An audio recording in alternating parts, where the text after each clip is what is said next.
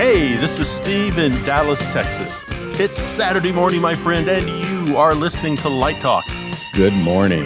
This is Zach coming to you from Washington, D.C., and today we are discussing tungsten lamps, light plot disclaimers, should my department be accredited, wacky stage directions, color balancing between projections and stage lighting, all on Light Talk.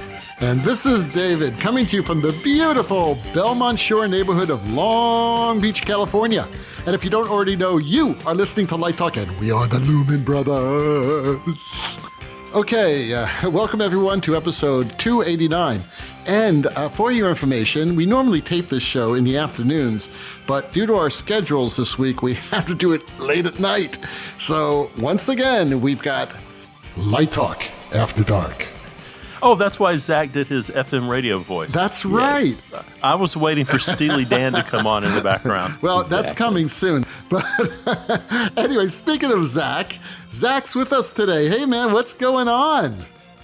Not much. I'm happy to be back and just starting to get ready for our adventure in Las Vegas coming up next month. That's right. Big adventure. We're going to be talking about that in a minute. But let me tell you something, Zach. Personally, I'm really glad you're back because you know what that means? It means that Stan's not on the show. That means Snoot is not going to call. Zach, I don't know if you've been listening. I don't know, but we've been having some major issues. And every time that Stan's on the show, something happens. Am I crazy or what, Steve? I mean, come on. I think he has been a little flippant with our new law firm. And, you know, there's a little pushback coming his way. And rightly deserved. He does live in the state where laws are flexible. Well, flexible. I thought laws there are like alternative laws. You know, you got regular laws, you got alternative laws. But I don't know. It's just really great to have a normal episode. This is the first time I think anyone's ever said this. I was contributing to something by bringing normalcy. So I assume that Snoot's not calling today. Thank God. I mean, we love Snoot. She's fantastic.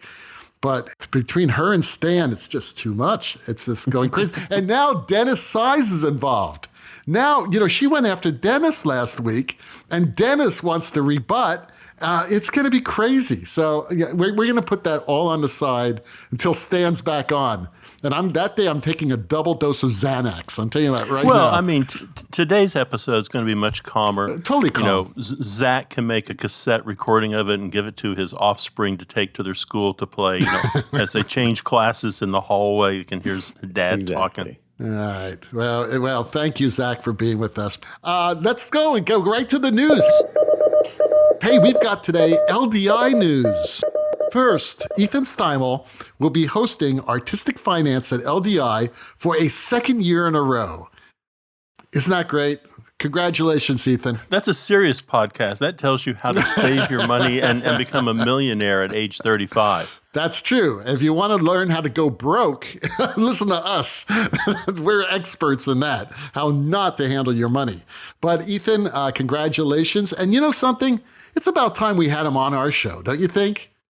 Yeah, because that'll put an end to his podcast. You know, that'll completely discredit him everywhere, and we'll get those viewers. Well, okay. Well, we're going to have to work that out. So we have him as a guest because he's a really funny guy. And I think that he would fit in great. Especially now that we're probably going to be sued by our law firm in a civil suit or libel suit, actually. Oh, my God. I didn't want to talk about that. Now I'm upset again. Anyway, so also, our brother Zach has a very exciting projections workshop at LDI going on. Why don't you tell us a little bit about it, Zach? I'm actually doing several. So I don't know if you know, but I believe that this is the first year where the Digital Signage Experience Expo and LDI are sort of getting married.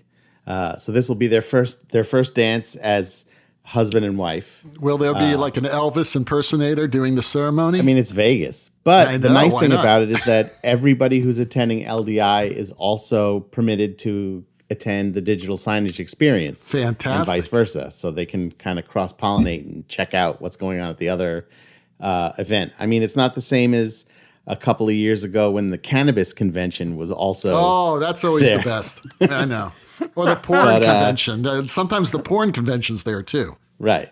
But it'll be very interesting. So actually, one of the sessions that I'm doing is sort of a session that is a LDI and digital signage experience session that is titled LED Screens, a cross-section between public art and advertising. And that's on pretty Thursday. much covers it all. Right there. Yeah. So on Thursday, I'm doing that session. On Friday, I have a bunch of programming for media servers sessions that go from like, the basics of how to just like get started and organized to much more specific system integration and how to like connect your machine to other devices.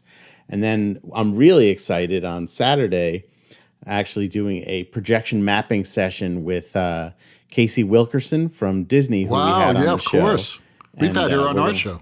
Yeah. We're gonna talk a little bit about a project that we collaborated on, which is very exciting. And one of the things in a lot of the sessions that I'm doing, but especially in this one, that I'm hoping to really touch upon is not just like how to do it, but how to prepare for these things. Because a lot of times it's sort of like, I can tell you like, once you have all your equipment, what to do, but to help people figure out what do I need to do for projection mapping to be ready to do a project like this. Like, I know I just can't like open up Photoshop and make pictures. So really like the nuts and bolts of preparing for a projection mapping project. So this is on Thursday and Friday. Thursday, Friday, and Saturday. And then, of course, we have our live show. Right. Then we have our live show on Saturday afternoon at 4. Right. And then we all pass out. Right. Pretty much. Wow. Or we might pass out during the show. Well, we've done that before. I may do it tonight. We never know. But yeah, I think that's fantastic, Zach. So go on to the LDI website, check out the schedule, and sign up for these events, because that's how you're going to get involved. That's how you can get trained. It's a great opportunity. These are the best in the world, these people.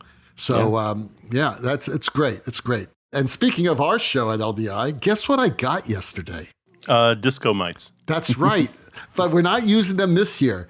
I got the instant collector's item limited edition Light Talk Fezzes have arrived from China. Oh. They've arrived. They are in my hand. I was worried because, I look at these ships every day out in the harbor out here outside my house, and they're waiting to unload their crap from China. And apparently some of that crap was my Fezzes. So we're going to have limited edition Light Talk Fezzes. Only 6 are in existence in the world. That's it. 6.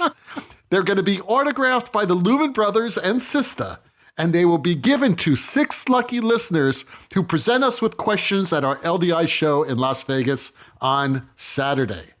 And I like that. I predict that they will be on eBay a week following LDI. I bet.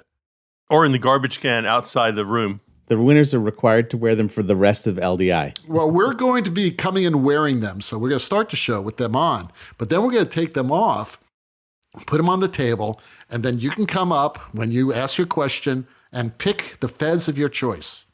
Now, just a note, I am bald, so your chances of getting hair mites from my fez is very low compared to Zach and Steve and Stan.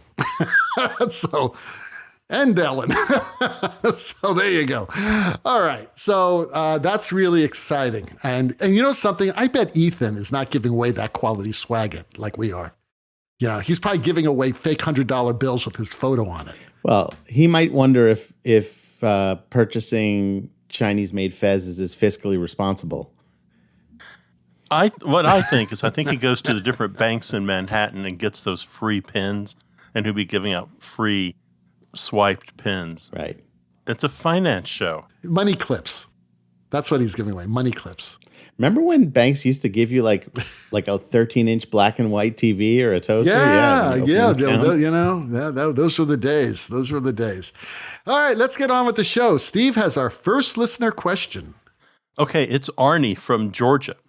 And Arnie writes, so with everyone calling for the death of tungsten lamps, why is no one bringing up carbon arcs? What a mess. They're horrible. Carbon arcs? Do people still use them? Come on. Arnie, I looked this up online.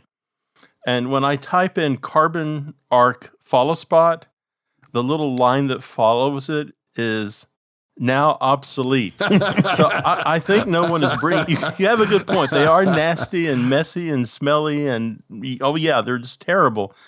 But I could not find a manufacturer still making a carbon arc light. I did see that occasionally carbon arc light is used for searchlights, and there's still some of those World War II searchlights running around. So I mean that's carbon arc base. And I guess another little thing I saw about a carbon arc is it is also used because it produces a high intensity of ultraviolet light. Mm-hmm. So there you go. So I think no one's bringing them up because we started phasing them out. And I would say, bless your heart, we started phasing them out probably in 1984. I think that was, you started really seeing arc lights going away and discharge lights coming into arenas. And the reason it took so long was the discharge lights were difficult to transport, and you always had to wear gloves, and they gave you like a 50-cent face shield to wear to kind of to convince you that you were being protected if this lamp under like 37 atmospheres exploded, it wasn't going to hurt you. Yeah, right. So that's if you go back in history, and you'll see the first big kind of success that those arc lamps had, the discharge lamps. Go back and look at Diana Ross in Central Park, and it's raining her out, and every light in the place has been destroyed, turned off, or shorted out, except these 4 follow spots from Japan that were discharge lamps that later Colortran would buy and turn them into their flagship discharge light. So, no, we don't use them. You mentioned the Diana Ross concept. Go and check out Woodstock, the movie.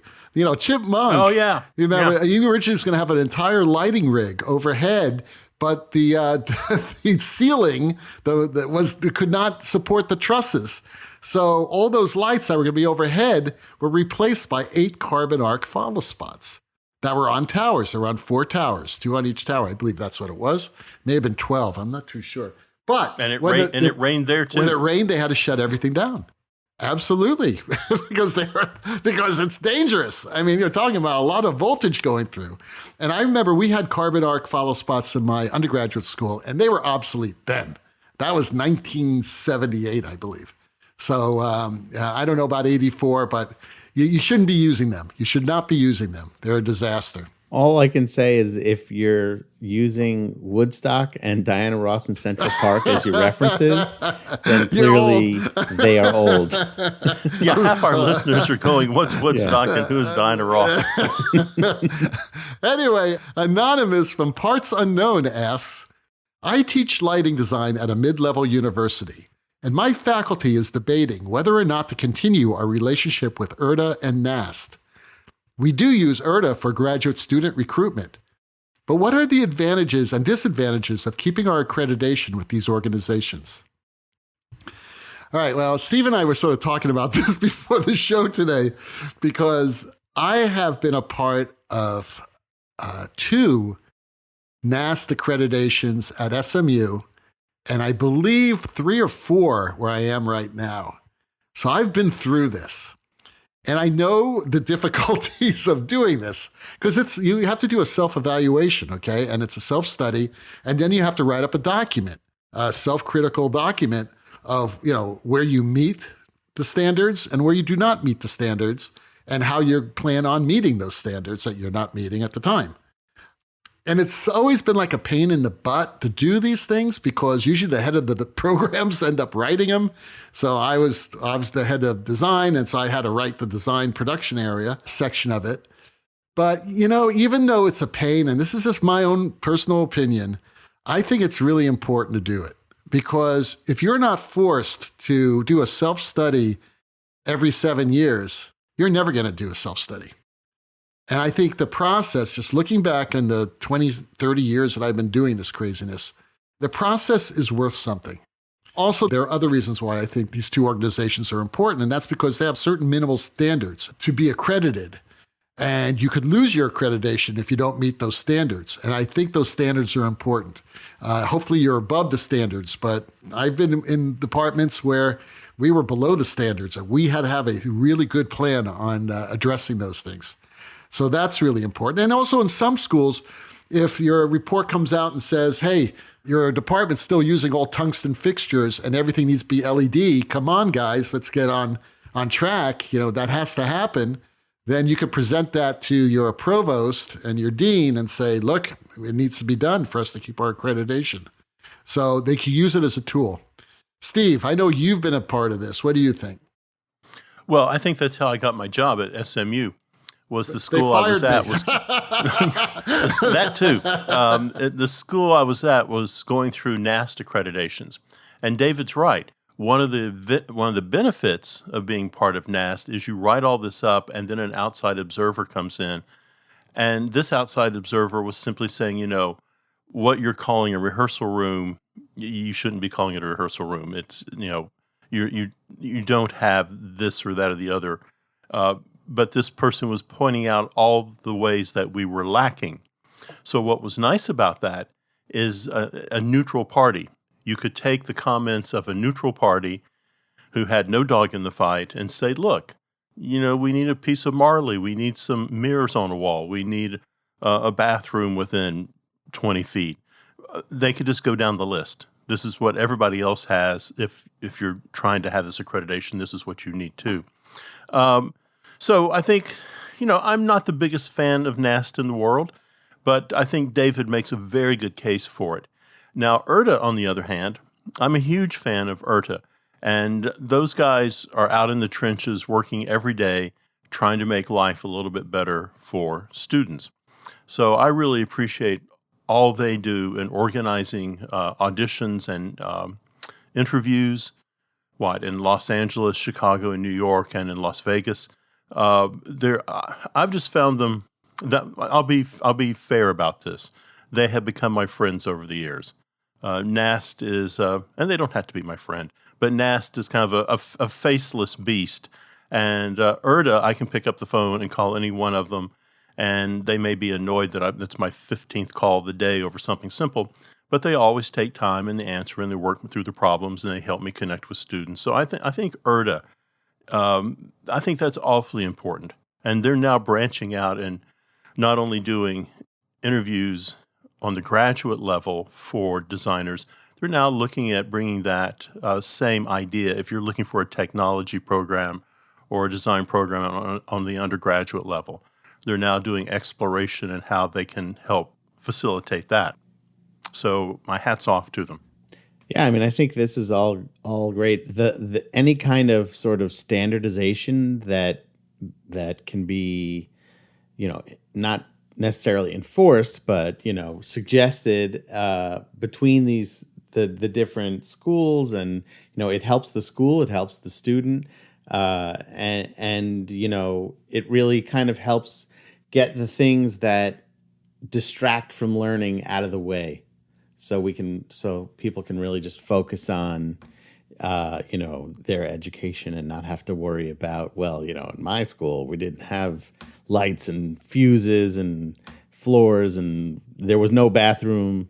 So I think that all this standardization really helps, levels the playing field so we can really just focus on learning our craft.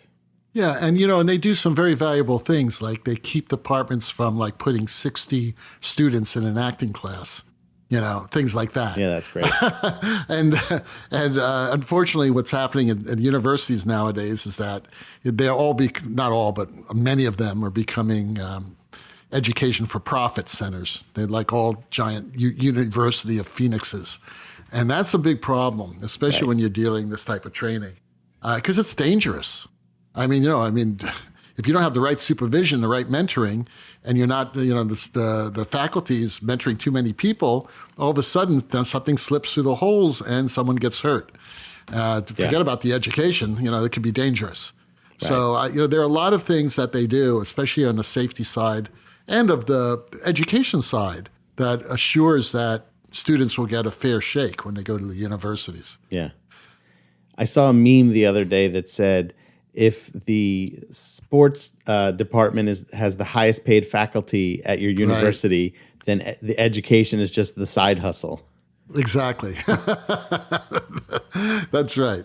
So Brent in Port Jefferson says, I'm having trouble matching the colors of my projections with the colored gels used in the lighting. Do you have any tips or tricks?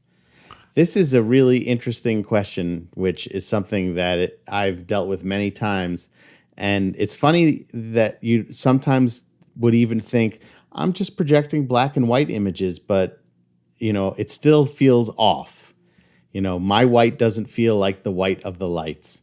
It's a interesting challenge. And I will tell you, one of the secret tricks that I have done in the past is, if we really can't figure out how to match it, sometimes we'll light it with the projections, because that way we know it's always going to be the same kind of color balance. And sometimes we'll do that not just because we can't match lighting, but we might run into a situation where it's really challenging for lighting to match us. I find like some of the sepia tones are sometimes challenging, and it's just easier for me to use my projector. We're at a point now where projectors are bright enough and quiet enough that they can be a lighting tool as well. So you should do that. And the other thing I would always suggest too is not to be afraid to try putting some gel in front of your projector and seeing if that kind of pushes you more into the realm of where lighting is, if you are not able to sort of figure it out in the media server or in your content. There's lots of ways to, this is a good time to think kind of analog as opposed to how do I digitally solve this problem. You can often find a gel that will kind of tip the colors in the right direction of where lighting is. And one thing, especially like when I was saying earlier with black and white, if you're going to do content that's all black and white, it is important when you are creating your content to make sure that it all matches itself on your machine first. Because there have been plenty of times where, I've done a show where we downloaded a bunch of black and white stock footage, for instance, but some of it's got a little bit of amber and some of it's kind of like a cool white. And if you're not really thinking about making sure that all of that stuff is even and equal first, then you're going to find it way more challenging when it's up on the set to match the light quality of lighting if each of your clips is a different light quality within itself. So it's interesting that you said about having the lighting there while you're doing projections and vice versa. I wouldn't even do a show. I wouldn't light a show without the projections being there because it's a waste of time to me.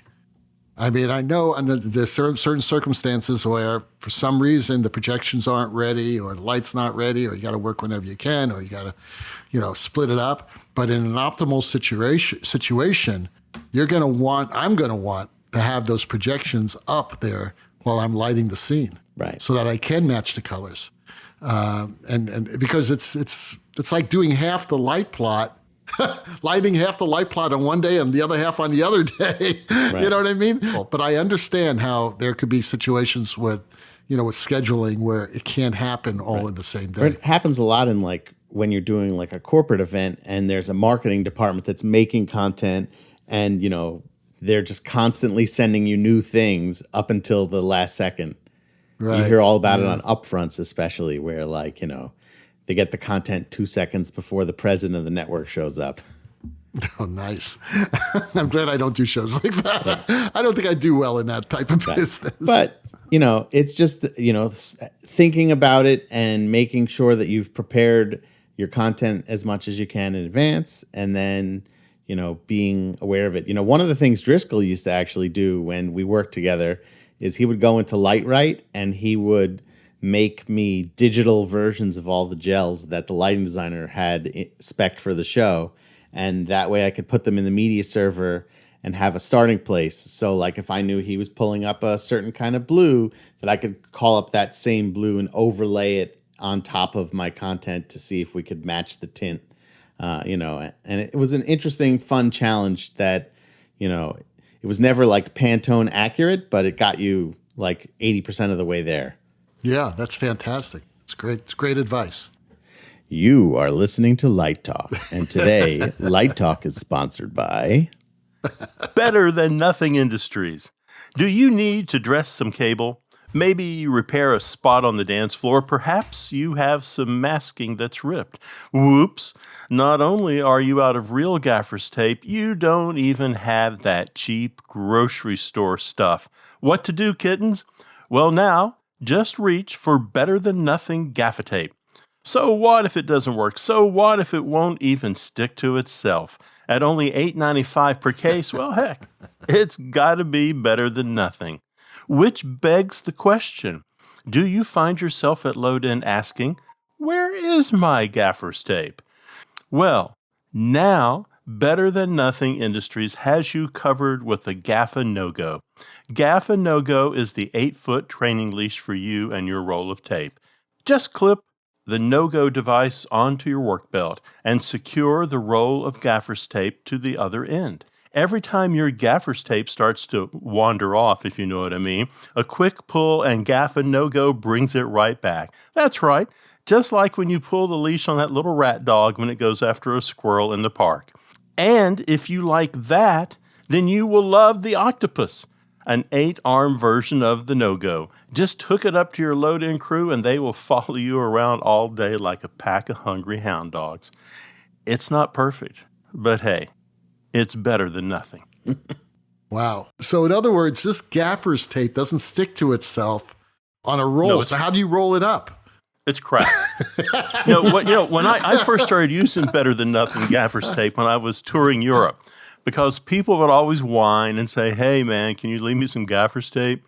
So, 50 cents, here's some roll of gaffer's tape. They think I'm a great guy. Then Don't ever say I never gave you anything. Right. They go, what happened to this gaffer's tape? Oh, I don't know. Maybe the x-ray machine made it not sticky. But also, it cuts the cost. And it's really it's really easy to get up and there's no residue. So, Is it available in metric?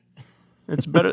Yes, it's made up in Oklahoma, and we don't have to go into Oklahoma right now, but we know what's made up there. Yeah, but we could talk about Nebraska if you like. Oh, now that's like New York City is Nebraska compared to Oklahoma. And now back to Light Talk.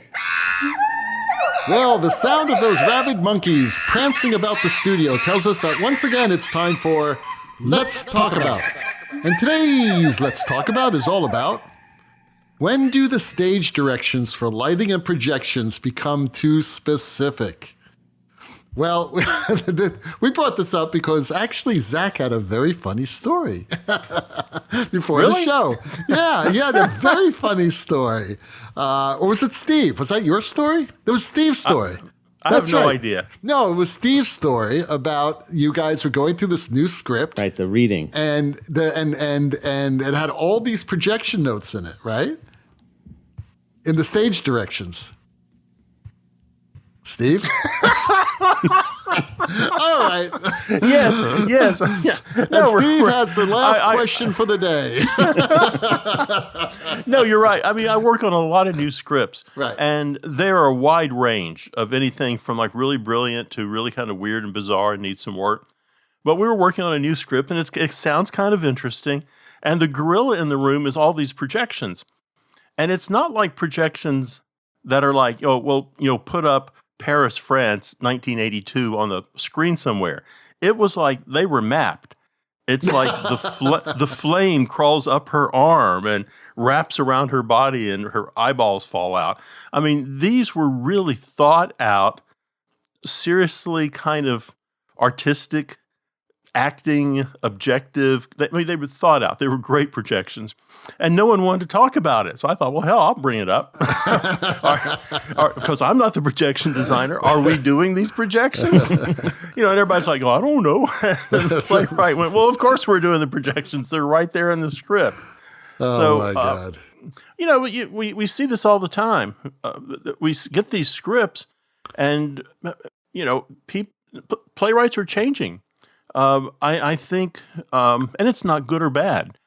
So don't read anything into this. But I'm starting to see a lot of scripts that are written for cinema. They're written for a completely different experience in the theater. Who knows what theater is evolving into? But it's not, let's have a carousel projector and some slides anymore. I mean, Zach knows that better than anybody. I mean, it's funny because I think that we're finally at the point, I guess, where projections are a thing, and it's no longer a question of like, would projections benefit? Would this show benefit from having projections? To the way that we want to tell this story is by incorporating this imagery that can move and can breathe. And I think you're absolutely right, Steve, that like sometimes I feel like these people write a script and they're like, it might be a play, it might be a television show, it might be a movie, so I'm just going to go for broke and put everything in there. Because I've seen scripts that are like what you said, where it's as detailed as what leg the flames appear on first and for how long, and other ones that just say she's engulfed in flames, like that. And it's up to the designer to sort of figure out what that actually means, or is it even a projected effect? I think one of the things we might have talked about when we had Wendell Harrington on is when I worked with her on the musical Grey Gardens on Broadway.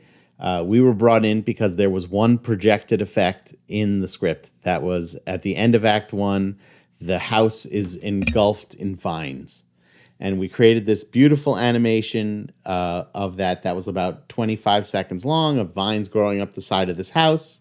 And it ended up that we cut that projection and invented projections for like 80% of the rest of the show that were not in the script, but we just sort of felt them, and they helped tell the story. And so that, there are times now, I think, also the other way around, where we're taking a story that exists in a book or exists in a movie, and we're trying to turn it into some kind of stage play or opera. And we're thinking about how do we incorporate some of these cinematic effects that people are used to seeing, and so I'm going to notate that in my script. I mean, one of the questions that I jokingly said to a set designer once that I worked with, where he said to me, the fact that I had the idea that there should be projections means I'm the co-projection designer. And I said, well, the fact that the script says they sit at like a cheap 1950s kitchen table in the script, does that make the author the co-set designer? So there's sort of this idea of the ownership of the imagery, and the playwright trying to get their vision on stage, and sometimes it's a very specific vision, and it's a challenge because when you're writing this on the page, you don't always really know how it's going to look and feel on stage, and it may require some zhuzhing, it may require some changes, or it may become something that's not necessary or too much or not enough. So hopefully there's a happy medium between the author and the stage directions and the designer's ability to tell the story as well. I mean, there's nothing new to this. O'Neill was famous for this. And I just did a production of Happy Days with Beckett, Samuel Beckett play, and that was, I think that first performed maybe in 60, 61. But I mean, I had to have my assistant go through the script and highlight all of the dialogue because the play was so difficult to read. I mean, you guys know it, but for our listeners may not. I mean, here are the stage directions for the opening. The background story, it's a woman who is buried up to her waist in a mound of sand. So she can't move, right? She's buried up to her waist of sand. So, I mean, Beckett writes, lights up, long pause, a bell rings, say 10 seconds, stops. She does not move. Pause. Bell rings, say for another 5 seconds. She wakes. Bell stops. She raises her head. She gazes front. Long pause. She straightens up, lays her hands flat on the ground, throws back her head and gazes again. Longer pause. And then she says her first line. I mean, that is how the script is. I mean, he has written. Yeah. I mean, because she is trapped in a mound of dirt. So, I mean, it's a unique play in that way, but he has written everything in there. And so one can argue there's not a lot for the director to do, but to stay out of the way. Yeah, Endgame's like that too. He wrote Endgame the same way. I mean, Right. that's just his style. That's what he did. There's sort of a difference there with that versus some things with lighting and projection being very specific, where I can see a situation where if it becomes extensive, especially with projections in a certain way, that you might be limiting yourself in what kind of theater companies can actually produce this work if they don't have the capabilities to create something that extensive. But I will say, on the flip side, that like in Rock of Ages, for example, where there were barely any stage directions, that the lighting designer and I have created some things that eventually found their way into the stage directions later, that became permanent parts of the show, which is kind of a cool feeling, to have that ownership. Like, when the guy dies and he walks into the light, that was a gag we kind of made up on the spot. But I always have felt like I wouldn't want to have anything in that kind of script that then if like a junior high wanted to do it, they'd be like, we can't do this because there's no way for us to accomplish that level of detail. Which begs the question, and I'm not trying to put you on the spot, when you read a script and those stage directions are in there, do you try to follow them? Or do you look at that and just go, well, that's how another production did it, and that's an interesting take on the idea? I think that's a conversation with the creative team. Like, every time somebody does In the Heights, I know they have a conversation about, are we going to have the two buildings like this? And I'm sure that most of the time they say, no, we're going to have a different look. And then it always ends up finding its way back to that because the stage directions kind of end up requiring a certain design. And I think, but that's a conversation that you have as a group. It's like, how tightly do we want to follow this, and how much can we reinterpret? How much are we permitted to reinterpret as well? It's interesting. There are also questions of what your intellectual property is. Whoever came up with the idea, and then then it gets real messy. But I think that's just okay. I mean, it's okay when that stuff like that happens. Scripts are supposed to be not followed by rote. They're a story that you're supporting. And you could support it with a better idea than what's in the script. I absolutely agree. I think like the thing that Steve was talking about where it gets into the world of being concerning is when the storytelling is so heavily dependent on the stage direction that if you were to alter the stage direction or what the stage direction describes that they want out of lighting or video, that it would hamper the audience's ability to understand what was going on. Of course, you never want to distract from that. Right. Anyway, so I think we just ran that to the ground. But some good comments, gentlemen, some good comments. So Steve has the last question of the day. Yes, this is Davey in New Mexico. And Davey writes, do you think the disclaimer on a light plot does any real good if you're pulled into court? So if you don't know what Davey's talking about. He's talking about my light plots. I don't know when this first appeared. Any ideas? I mean, was it in the 80s maybe, or later than that a disclaimer went into a light plot? I started doing it in the 90s. So this disclaimer that he's talking about, if you don't know what it is, I've got one variation of it here. There's a couple floating around. They're not terribly hard to find. But the variation I have, and usually this goes down somewhere near the title block. Right. Around it's from the notes area. contract. It's actually from the USA contract. It's in the contract too. It says, this drawing represents visual concepts only. The designer is unqualified to determine the structural or electrical appropriateness of this design and will not assume responsibility for improper engineering, construction, handling, or use. All materials and construction must comply with the most stringent application of federal and local fire, safety, energy, and environmental codes. I mean, what that disclaimer is saying is that you're not a structural engineer, you're not a rigger, you're not a TD, you're not a safety inspector. Or an electrical contractor. Right. I mean, you're doing your plot. This is how you want to artistically light the show, and you have some opinions about if you should use a 1-ton or a 2-ton motor, but it's really not your area of expertise. and there is a qualified rigger on the show or a qualified whatever on the show, and they are making those decisions with the production company. So you're good for what you're doing, but everything else, no, not so much.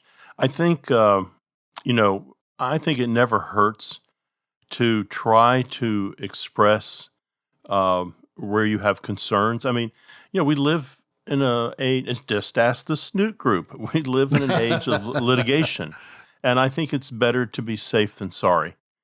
And why not put it there? There's one thing you left out that's in my disclaimer, and that is that the designer recommends that a qualified structural engineer review these drawings, an electrical and construction engineer, and if any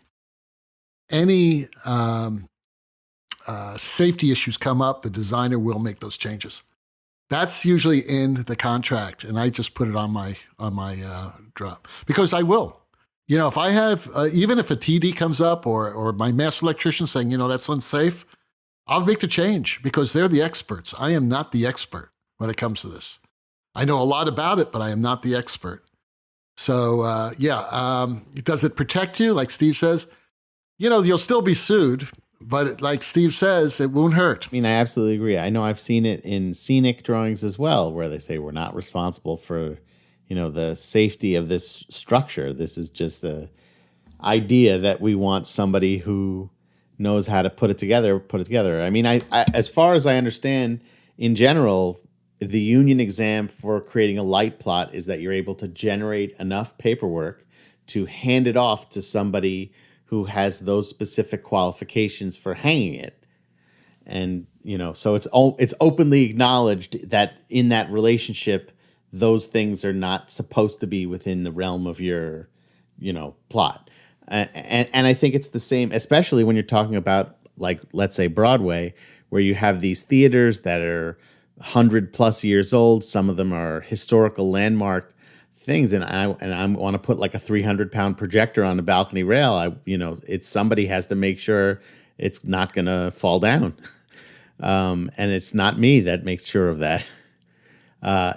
So I don't know I don't know of a situation where someone has gone to court, but I can't imagine that putting that information on a document is ever going to harm you.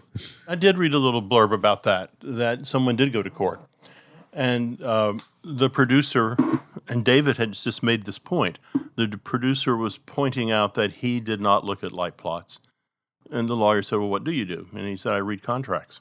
And that was a mistake because the lawyer then produced the contract and said, well, let's look at paragraph 7 here. It says the same exact thing. And Right. Here's the thing also. It also protects you from unscrupulous producers who do not hire qualified people to hang the light plots and to hang the projectors.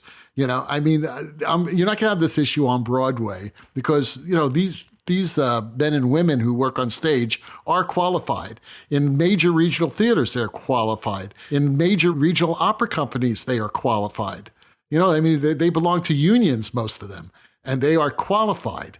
But when you work into some of these other places, like maybe it's like a road show or a quick tour that's going out, or maybe it's on a cruise ship, that could happen very easily on cruise ships. I mean, a lot of times you get some guy who's worked in the kitchen and all of a sudden they need an extra stagehand and guess who's there? I mean, some of the smaller cruise lines, this is what they do. So you got to be protected. You got to protect yourself. Well, I think it's very seductive if you're a young designer and you are wanting to demonstrate that you are the smartest person in the room. And again, I don't think there's any villains here. You want to project an image of strength. I know I have all the answers. I can do everything. Of course, it'll be all right. Don't worry, you've got me here. I think as you grow up a little bit, you realize, that's not the way to approach it. You acknowledge the fact that you are not a rigger. You acknowledge the fact that you're not a great finishing carpenter. You acknowledge you're not a structural engineer, as Zach says. And I think people respect you more for that because people around you who do know a little bit about it, they catch you. They know you're BSing and they know you're kind of dangerous. And as it's a collaborative art form, you're working with a team of people, you might get stuck and say, I really wanted to put this light here, but I don't know how to do this because of the, structural support or how we get power to that location. And, I always look at the crew as they're a team of artists too. I mean, their art may be a slightly different way than I express myself through art, but that sometimes they come up with solutions that end up enhancing my work. So I'm happy to have their input. Well, I've been very lucky in having just a really great electrician and a great TD at SMU. And I'll take little drawings to them and say, okay, is this possible? What do you guys think? And sometimes they go, wow, what a great idea. And then sometimes they look at me and go, God, that's really stupid. What are you thinking? How are we going to do this? How can we possibly safely do it? And then actually, after they engineer it, the next thing they do is they bring in the safety inspector. And the safety inspector walks in and slaps him on the back and says, good job. Or he slaps him on the head and said, did you think about this and this and this? So we're always looking for that voice of experience that no one wants a truss to fall on the audience. No one wants a light to blow up. And the glass, a par can fall down on the actress on stage. The gravity is the only thing left for par cans. So my final bit of advice is get at least a $2 million liability insurance, okay? It's not that expensive. Do it. So that way, at least you know that, God forbid, you get sued, you're going to be able to afford your legal representation. Snoot, her prices have gone up, by the way, since Stan has been giving her a hard time. I don't know if you got the latest bill, because apparently this contract that Stan signed, that they could raise their prices whenever they want. We need to get a seventh Fez. And that Fez needs to go to Snoot. Right, Christmas present. A Christmas Fez, yeah. The rocking sounds of the Luminoids tells us that once again you've spent another morning listening to Light Talk. You can hear our show on just about every podcast site out there. Check out our website on lighttalk.org and be sure to follow us on Facebook and subscribe to our podcast. That way you will not miss a second of Light Talk insanity. No guarantee is offered regarding the accuracy of any statements or opinions made on this podcast. However, if you do decide to litigate, the Snoot Group, with the legal team of Sparks, Burnout, and Chase, will defend us until our retirement funds are depleted. Light Talk is written and produced by the Lumen Brothers, coming to you from Long Beach, Washington, D.C., and the Lone Star State. And be sure to join us next week when we talk about more lighting shenanigans and serve you more of our casserole of nonsense. Light Talk, broadcasting questionable lumen knowledge and humor around the world. So, thank you again for spending another episode of Light Talk After Dark with us. And we'll see you next Saturday morning. Bye-bye from Light Talk.